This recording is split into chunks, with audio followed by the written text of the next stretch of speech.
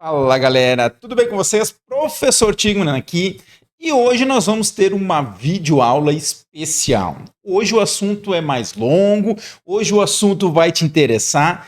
Hoje eu vou trazer um artigo publicado agora, em agosto de 2025, recente, saiu numa revista importantíssima, de um assunto que eu acho que mexe com o olho, com o brilho do atleta, mas principalmente para o treinador. Nós vamos falar sobre recomendações internacionais para a performance de atletas de elite. Um artigo que saiu, uma revisão que trouxe vários cientistas, vários treinadores atletas, num grande congresso realizado na Dinamarca, onde eles pontuaram 19 itens de aspectos que precisam ser observados quando se fala em performance de atletas de elite. Tá bom? Vem comigo que eu tenho certeza que tu vai curtir. Olha só, uma coisa importante que a gente tem que entender aqui é o seguinte, ó. Embora a gente esteja falando de atletas de elite, a gente tem uma tendência do atleta de elite ser o precursor de novas novidades que, em boa parte, acabam sendo transferidas para o atleta amador, para o atleta profissional que às vezes não é tão elitizado assim, né? Então, você tem aqui, embora seja um público específico e possivelmente algumas coisas sejam aplicadas somente a eles, tem muita coisa que pode ser aplicada no atleta, o atleta amador, o atleta semiprofissional, uma galera que está aí envolvida. E para você que é treinador, eu tenho certeza que isso também é importante, que você entenda, que você possa avaliar cada um dos itens e ver até que ponto você consegue potencializar o desempenho do seu atleta. Tá? Essa videoaula é uma videoaula mais longa, se você não tiver com tempo para assistir tudo de uma vez, vai lá no Spotify, assiste com calma. Eu estou começando a gravar agora, eu tenho certeza que ela vai durar uns 20, 30 minutos, mas eu tenho certeza que tu vai curtir, tá bom? Então, vem comigo, olha só, tá aí a minha tela, tá aqui o artigo. Um artigo que foi publicado agora em agosto, então, uma coisa que recente. Bengtsson, da Dinamarca, um pesquisador renomado, tá? Trouxe para nós o seguinte, vamos lá, vamos contextualizar. Nós temos várias estratégias, né, para melhorar o desempenho. Agora, estratégias baseadas em evidência científica que sejam realmente aplicáveis são já uma coisa mais difícil e muitas vezes não acontece. Então, o que se tenta fazer aqui é trazer evidências para otimizar esse desempenho num grupo específico, ou seja, o atleta de elite. Consenso internacional reunindo cientistas, treinadores e atletas de alto rendimento. Esta é a grande sacada desse documento. É um posicionamento, né? É uma declaração de consenso onde todo mundo se reuniu e disse, olha, nós acreditamos nisso aqui para melhorar o desempenho. E nessa perspectiva de juntar várias pessoas, a grande sacada também é que nós temos uma abordagem multidisciplinar, né? Envolvendo treinamento, nutrição, saúde, tecnologias, vários aspectos interessantes, tá bom? Então, a ideia desse vídeo aqui é nós falarmos sobre essa declaração de consenso, fornecendo recomendações baseadas em evidências para otimizar a performance atlética de elite, ok? Qual é o contexto? Como eu falei, na Dinamarca, em Copenhague, foi realizado em novembro do ano passado a Conferência Internacional, né, visando discutir esses temas, onde 29 cientistas, treinadores e atletas se reuniram para poder pontuar o que para eles é importante e o que não é. Tá? E esse artigo, eu recomendo que você leia o artigo, que explore ele. Aqui nós temos um resumo, aqui nós temos uma interpretação minha. Certamente a sua leitura pode enxergar coisas que eu não enxerguei, ou até enxergar coisas diferentes. Então eu deixo aqui a descrição, o link do artigo, mas vale a pena você, pelo menos, escutar o que nós estamos falando. E aqui, além de você falar de recomendações práticas, também o artigo traz sobre lacunas na ciência, da pesquisa, onde o nosso foco aqui vai ser sobre recomendações práticas, tá? Uma coisa importante que logo o artigo traz em pauta são algumas limitações que fala que a boa parte dos estudos citados aqui nessa recomendação advém de público masculino. Então nós ainda temos uma carência de estudos mais aprofundados e consistentes, trazendo resultados do grupo feminino, embora também tenha, mas em menor quantidade, tá bom?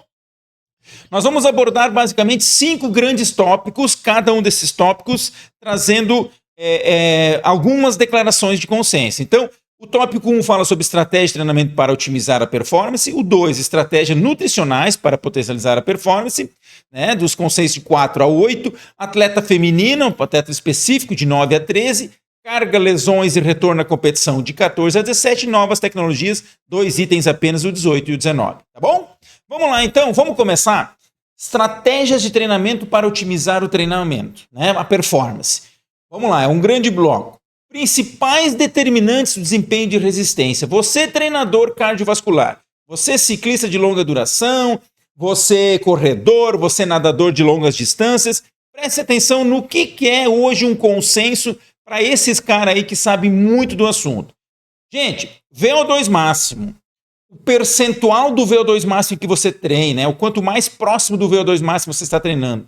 A economia de movimento e os componentes anaeróbicos são pilares para o desempenho da performance no treinamento de resistência, né? Já em vários artigos eu tenho trazido isso e aqui eu acho que apenas corrobora, né? Não só uma variável isolada, mas de forma mais conjunta. Quais são as recomendações? Precisa se treinar em alto volume de intensidade moderada, né? Nós falamos muito sobre os treinamentos abaixo do V2, né? Daquela intensidade moderada baixa. Então, precisa ter volumes grandes nesta intensidade. É importante incluir treinos intervalados de alta a severa intensidade, acima do ritmo de prova. Você não pode treinar apenas intensidades que estão na sua prova ou abaixo disso. Com os treinos intervalados, você consegue fazer treinos mais altos.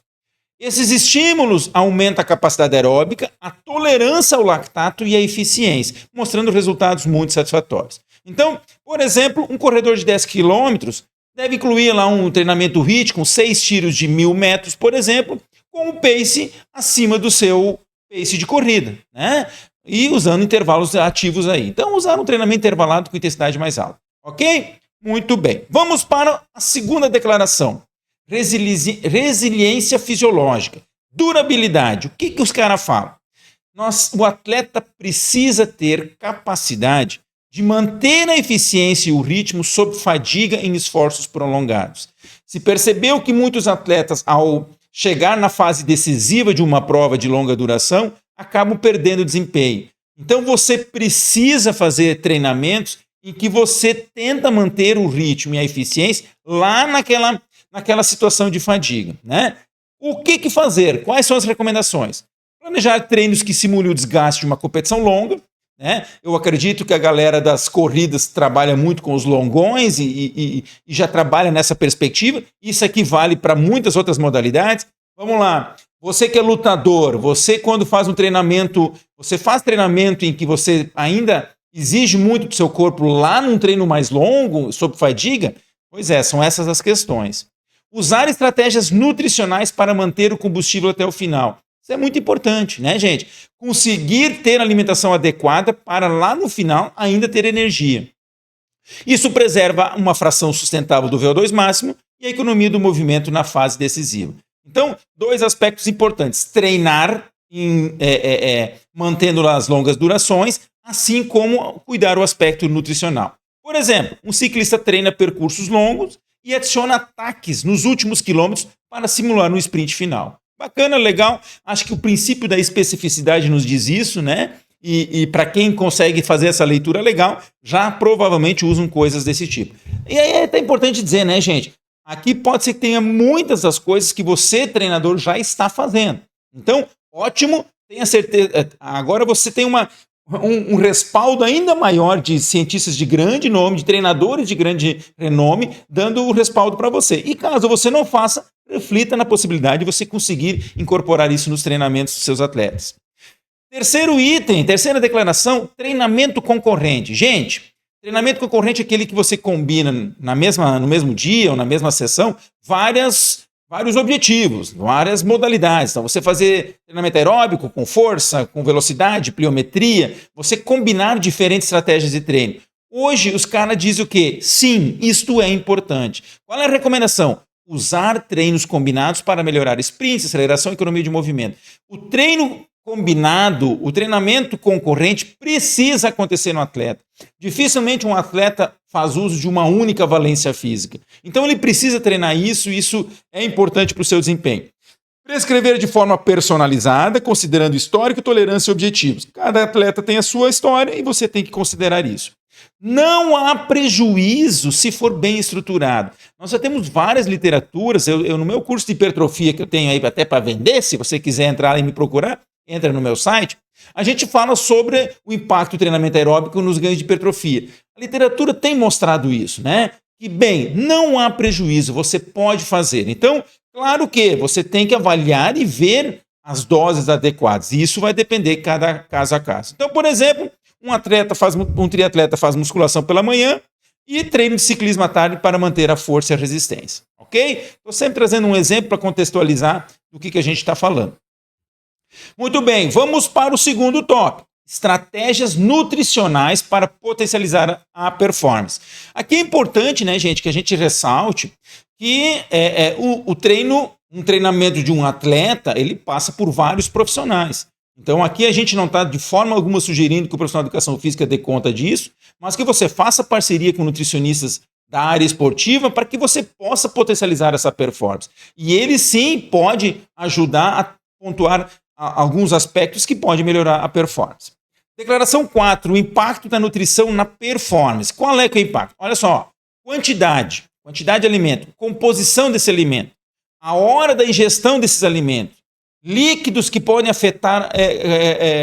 afetam o combustível, recuperação, adaptação, imunidade e risco de lesão. Sabe-se que sim, são aspectos importantes. Então, qual é que é a recomendação?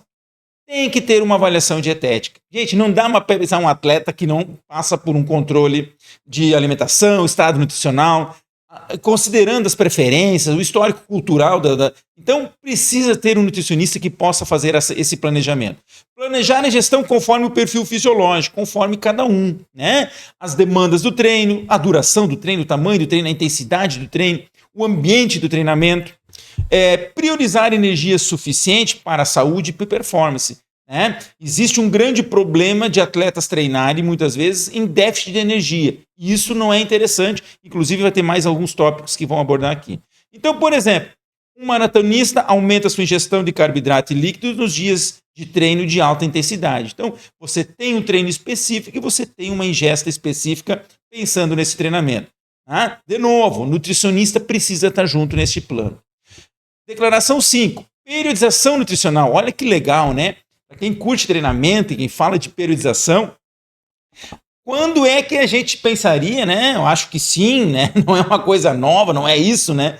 Mas que isso seja um foco tão importante, né? Porque provavelmente a performance física já está assim, ó, num nível muito alto. A gente não sabe até onde a gente pode chegar. Mas certamente a performance física, ela já está muito mais próxima. Eu vou arriscar dizer isso, tá? Muito mais próxima do topo do que a performance nutricional. É isso que eu quero dizer. Então, a periodização nutricional é um aspecto fundamental. Ajustar a ingestão de energia e macronutrientes conforme sessão, bloco de treinamento e fase da temporada. Né? Então, organizar isso, pensar como fazer isso adequadamente. Recomendações. Antes, durante e após o treino, adequar a energia de carboidratos à intensidade e objetivo, né? Obviamente. Em competições, adaptar para maximizar a performance. Você tem que conhecer o que o teu atleta vai se alimentar durante a prova para não perder performance com ele. Considerar, obviamente, o peso desse cara, a sua fase de recuperação, as características da própria prova. Como exemplo, um corredor consome mais carboidrato antes da prova de 21 km e reduz em treinos regenerativos para favorecer adaptações metabólicas. Então, nada mais é do que conseguir fazer uma alimentação de acordo, ok? Declaração 6. Perda de peso e baixa disponibilidade de energia, tal da LEA. Isso aqui é interessante, gente. O que acontece? Reduzir energia nem sempre melhora a performance e pode prejudicar metabolismo e adaptações e recuperação. O que tem acontecido, e aí eu acho que esse item 6 traz um alerta na leitura que eu fiz dele, no sentido de treinar em restrição não é uma coisa adequada. Treinar pensando sempre em estar controlando o peso, treinar sempre com restrição, pensando para controlar a performance, não é verdadeiro. O atleta precisa ter energia suficiente para o seu desempenho. Então, quais são as recomendações? usar uma abordagem individualizada, e aí isso é importante o nutricionista ter esse conhecimento, e com a equipe multidisciplinar, né? Não só o nutricionista, mas certamente o médico, o psicólogo também deve estar envolvidos. Monitorar os sinais de fadiga. Você começa a ter um atleta que está muito cansado, você tem que medir isso, você tem que saber, isso tem a ver também com alimentação. Perda de massa magra é um sinal claro de déficit alimentar. Irregularidades hormonais, principalmente nas mulheres, a gente vai falar isso mais à frente, é um sinal claro de algum desbalanço alimentar. Por exemplo, o lutador evita cortes de peso drástico para não comprometer força no dia da luta, né? Não dá para fazer cortes de qualquer jeito. É importante que ele seja planejado, né? De forma geral, evitar que o atleta treine sempre ou muito tempo com déficit de energia. Declaração 7. Uso de suplementos. Olha que legal isso aqui.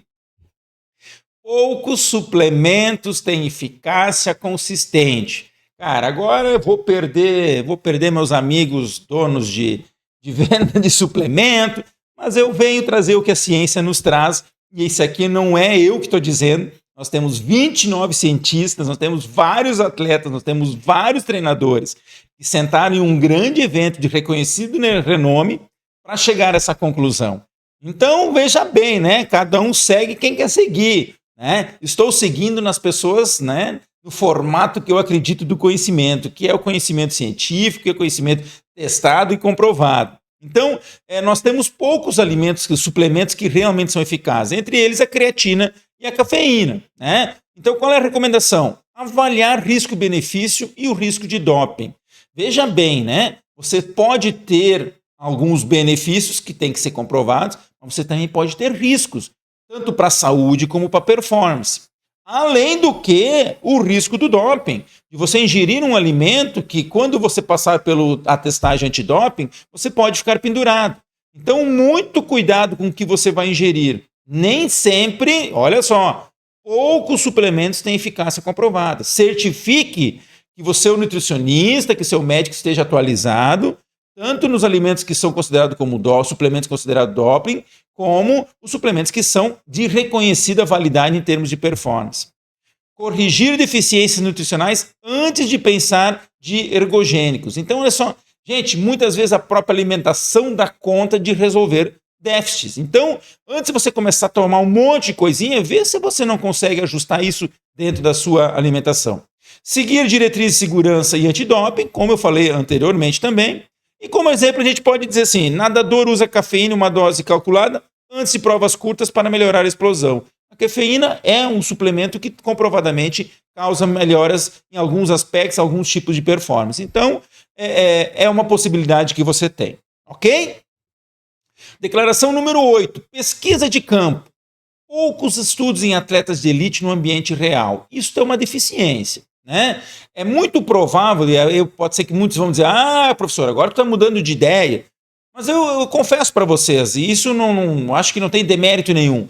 Nós ainda não temos um consenso elitizado, nós não temos o atleta de elite exposto a testes extremamente controlados para a ciência. Porque, veja bem, muitas vezes, para tu conseguir fazer ciência, esse atleta tem que sair do seu ambiente de treino, ele precisa usar equipamentos que não vai usar durante a competição e, entre aspas, ele pode perder performance durante a sua prova, durante o seu treino. E ele não vai querer se submeter a isso. Então, muitas vezes, você não consegue efetivamente avaliar como você deveria, pensando em ciência, devido ao contexto do treinamento desse cara. Eu vou dar um exemplo, né? Quando a gente fala em orientação de estágio nas faculdades, né? Muitas vezes nossos estagiários vão para dentro de um clube para fazer o seu estágio, um clube de rendimento. Você não vai poder entregar uma equipe de rendimento na mão de um estagiário que provavelmente ainda não está preparado. Pode até ser que esteja e pode ser até que ele possa assumir. Mas, de forma geral, presume-se que esse jovem está começando. Então, é mais ou menos a mesma analogia que dá para fazer em relação aos atletas e à ciência. Então, como recomendação, testar estratégias nutricionais em treinos antes da competição. Se você não consegue comprovadamente trazer dados da ciência, teste com o seu atleta. Teste e veja o que funciona e o que não funciona com ele. Combinar as evidências de laboratório com dados de campo. Então, você tem uma suposição lá, os caras falam sobre determinado suplemento, testa com o teu atleta e vê o que acontece. Por exemplo, um ciclista testa um protocolo de hidratação durante treinos longos antes do Tour de France. Então você vai ver o quanto realmente a hidratação de um jeito funciona, do outro jeito não funciona. Ok? Gente, vamos lá, tá curtindo? Foi só 2 tópicos, eu tenho mais 3 para te falar. 19 e 20 de setembro acontece o meu curso online. Você não pode, sexta de noite, sábado de manhã, prescrição de exercício físico para a saúde em academias. Vão ser 6 horas em que eu quero te trazer o que eu acredito de uma prescrição legal, bacana, organizada, com evidências científicas sobre como treinar pensando na saúde do teu cliente. Hoje nós sabemos que o cliente que procura saúde, ele é quase metade da população de uma academia. Você tem a galera da hipertrofia, a galera do emagrecimento, a galera da reabilitação, mas a galera da saúde, praticamente nós temos 50% dos nossos clientes da academia. Então, quer se atualizar? Quer vir? Quer entender um pouquinho mais? Te liga aqui, 19 e 20 de setembro. Acompanha meu Instagram que eu vou te trazer as informações todinhas lá. Ok? Podemos continuar? Vamos lá então. Vamos falar do terceiro tópico, que é sobre a atleta feminina, né? Mulheres, né? Existe uma carência de mais investigação e por isso vários tópicos foram pensados nesse sentido. Monitoramento do ciclo menstrual e hormonal.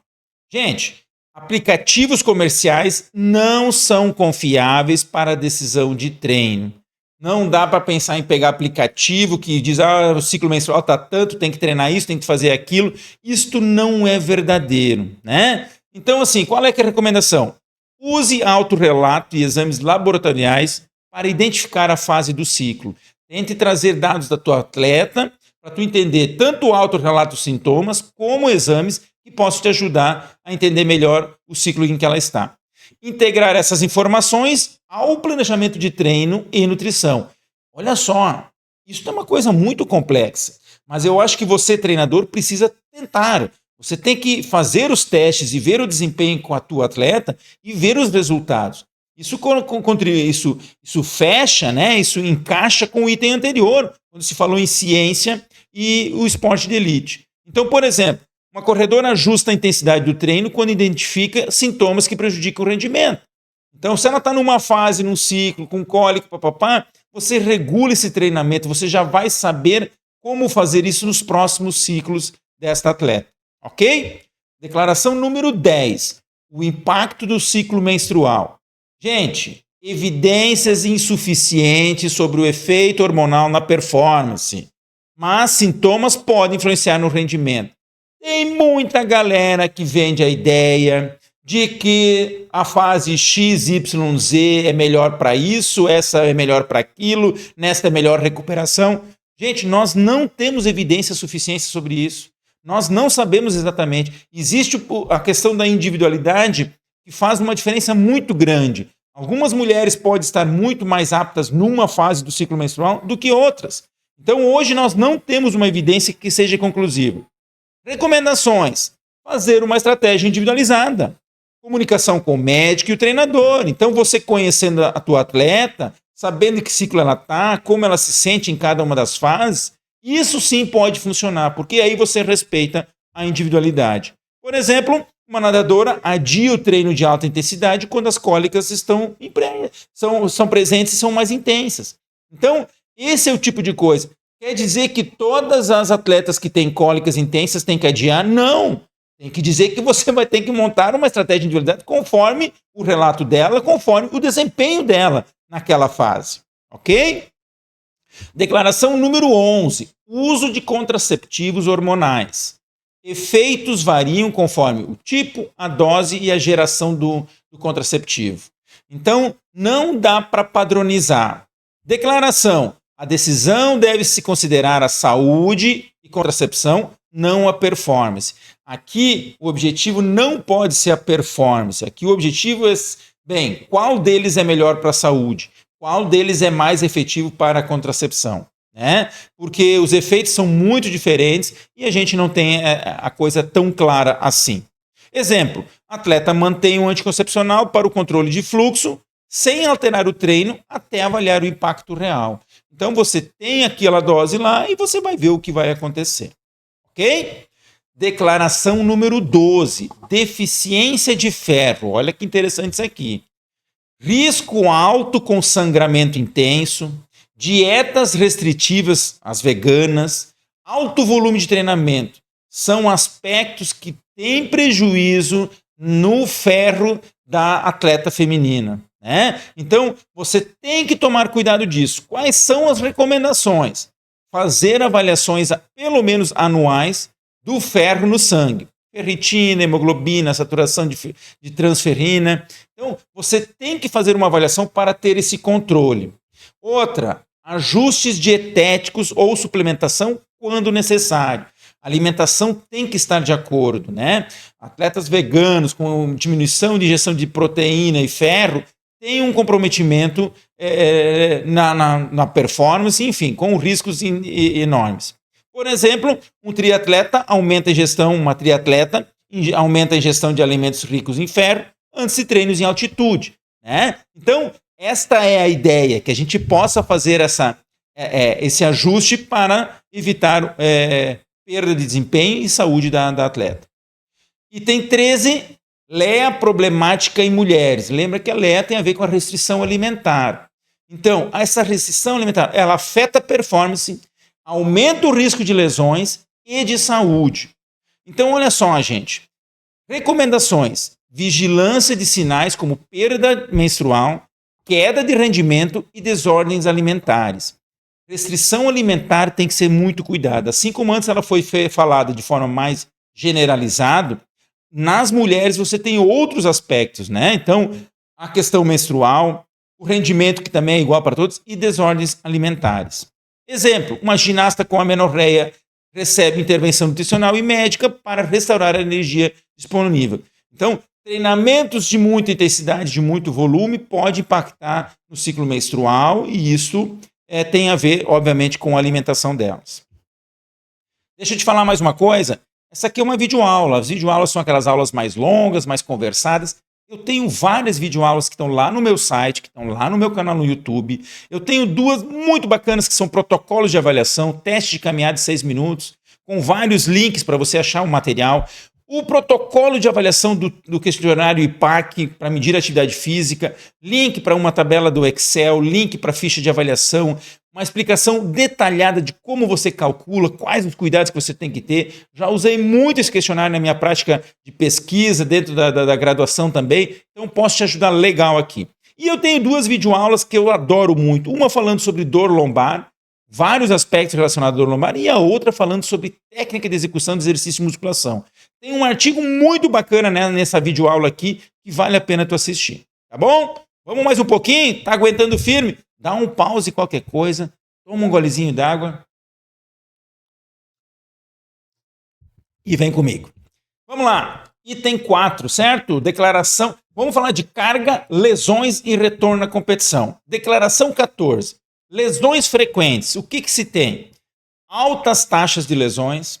A prevenção tem se mostrado pouco efetiva nas últimas décadas. Então, isso é um assunto ainda que é complicado na vida do atleta, né? Algumas modalidades têm tido mais sucesso quanto a isso, outras nem tanto, né? E tem gerado, né? Os números não têm diminuído. A ideia de buscar cada vez mais performance potencializa o aumento desses números. E quais são as recomendações? Criar sistemas nacionais de registro e monitoramento precoce de lesões. Estudar um único caso de um único atleta é muito complicado. Nós precisamos ter uma base de dados mais robusta para poder... E aí eu sugiro você, treinador, que você arquive os seus dados, que você tenha monitoramento, que você possa, quem sabe, nas associações, nas confederações, criar um sistema que permita você identificar melhor onde estão os maiores problemas e, a partir daí, pensar em soluções para eles. Por exemplo, a Federação de Vôlei documenta todas as lesões para ajustar os treinos preventivos, né? Um pouco disso a gente já viu acontecer, né, no futebol de campo, né? A FIFA teve um controle maior em relação às lesões dos atletas, e isso gerou alguns protocolos de prevenção que eu não sei até que ponto foram efetivos. No primeiro momento eu escutei que sim, mas agora faz um tempo que eu não tenho lido sobre esses protocolos. Acho que era o FIFA 10, eu não me lembro como é que era o nome do protocolo. Ainda, lesões por sobrecarga de tendão. Olha só, reconhecimento precoce dessa lesão acelera o retorno e evita agravamento. Isso aqui é importante, gente. Não negligencie uma possível lesão de tendão. O que a evidência tem mostrado, o que essa declaração 15 te diz é o seguinte: se você consegue identificar isso o mais rápido possível, você consegue voltar mais rápido. Não, vou treinar só mais um pouquinho, vai passar. Lesão, fica um tempão parado e a coisa desandou, né? Porque agrava e você não consegue reconectar os treinamentos. Qual é a recomendação? Reduzir carga e volume sobre o tendão afetado. Você sentiu que a coisa não está legal? Reduz o treino, dá o treininho fofo, tanto no volume como na intensidade. Exemplo, o saltador diminui os treinos ao sentir uma dor inicial no tendão patelar. Então, é disso que a gente está falando. Isso aqui é um problema, né? Problema para o atleta, problema para o treinador, mas aqui o treinador tem que ser pulso firme. Aqui ele tem que acreditar na sua intuição, digamos assim, ou nos seus dados, né? Porque veja bem, né? Você tem dados, você vai ter o comportamento desse atleta. Quando você perceber essa lesão tendínea, fique atento. Declaração número 16, ruptura do tendão de Aquiles. Olha só, entrou numa declaração, um ponto anatômico específico. O que se tem? É uma recuperação longa, aproximadamente 1 ano, e com um grande risco de perda de função, né? Não volta como estava antes. Você vai mudar algumas coisas que podem prejudicar, inclusive, a sua performance. Qual é a recomendação? Evitar alongamento excessivo no início da reabilitação. Você está em fase de recuperação, alongamento demais não ajuda, piora. Tá? Fica atento a isso aí. Por exemplo, um velocista segue um protocolo controlado para proteger a integridade do tendão. Então é isso aí. Conseguir fazer na dose certa para poder, né? É um processo demorado e certamente vai ter que ter alguns cuidados especiais. Item declaração 17. Retorno ao esporte. Como é que vai retornar essa competição? A decisão, olha só que legal isso aqui. A decisão deve ser baseada em critérios objetivos, não apenas tempo. Quando é que eu volto, professor? Em 3 meses tu pode voltar. Não, gente. Você tem que ter critérios. Voltou mobilidade, diminuiu o inchaço, não tem mais dor, desconforto. Então, os critérios que a tua equipe, fisioterapeuta, médico, profissional de educação física, a tua equipe julgar interessante e necessário, é esse o ponto de voltar. Tá? Então, quais são as recomendações? Avaliação clínica, teste para clínicos específicos do esporte. Então, cara, tem que ter a tua equipe multidisciplinar atualizada, entendendo do que está fazendo. Decisão conjunta entre atleta, equipe médica e treinador. Por exemplo, um jogador de futebol só retorna após teste de aceleração e resistência equivalentes ao pré-lesão. Se tu tem dados antes da lesão, tu sabe o quanto ele está longe daquela performance anterior. Isso aqui é muito legal. Isso aqui é muito legal. Aí o pessoal, para que avaliar, por que não avaliar? Embora essa discussão num atleta de rendimento nem se discuta, né? O atleta precisa ter avaliação. Mas o atleta amador muitas vezes não quer avaliar. Você saber o seu rendimento, saber a sua performance, te ajuda a saber quando é hora de voltar de uma forma mais intensa ou não. Gente, e para nós fechar, o último tópico são as novas tecnologias. 2 aspectos importantes. Uma, as ômicas e a inteligência artificial. As ômicas têm a ver com dados biológicos, têm a ver com bases moleculares, que é uma coisa que para o atleta mais comum, o atleta amador, certamente não é o seu caso, mas para os atletas de ponta a gente está falando muito sobre isso, né? A integração de dados biológicos, DNA, RNA, proteínas, metabólitos, né? Com a fisiologia para tentar personalizar o treino e a recuperação. É uma área que tem ganhado espaço, pouca coisa, aqui nós temos apenas um item falando sobre isso, mas certamente as próximas declarações virão com muito mais conteúdo. Recomendação, coletar amostras, né? Saliva, suor, sangue, e analisar com a equipe, ver o quanto isso pode te ajudar em termos de interesse. Uso da inteligência para identificar sinais precoces de overtraining a partir dos biomarcadores. Essa aqui é uma treta muito louca. Já assisti algumas palestras de alguns profissionais que juraram terem encontrado o marcador da fadiga e do overtraining. Olha, a equipe que encontrar isso certamente será uma equipe muito bem remunerada, porque eu acho que esse é o ponto do sucesso de um atleta de rendimento. Conseguir saber quando é hora de reduzir treino. Né? A gente faz as coisas com alguns marcadores de desempenho, mas nem sempre isso efetivamente possa ser o melhor marcador. É um dos, né? E aqui a ideia é tentar integralizar isso.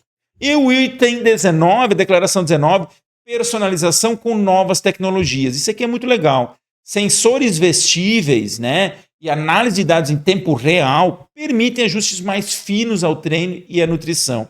Então, qual é que é a ideia, né? Nós no futebol de campo, a gente vê a galera com aqueles os macaquinhos, os topzinhos que traz os dados sobre quanto o cara correu, quantos piques ele deu, quantas acelerações deu, qual a velocidade. São dados muito interessantes que a gente tem que pensar em outras modalidades. No voleibol, algumas equipes usam sensores de salto, com quantidade de saltos, altura do salto.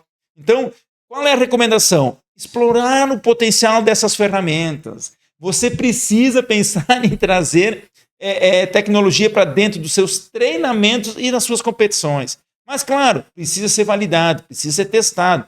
Vê se ele te traz uma informação, porque muitos desses equipamentos trazem muitas informações e você às vezes usa muito pouco. Mas é na tentativa e erro que a gente consegue encontrar a melhor forma. Exemplo, né? As roupas vestíveis, né? Mede a hidratação e ajuste da reposição durante uma prova de triatlo. Então, durante a prova, você consegue perceber quanto o cara desidratou e você consegue fazer o ajuste já durante a prova. Tá bom? Gente, considerações finais para nós aqui. Olha só.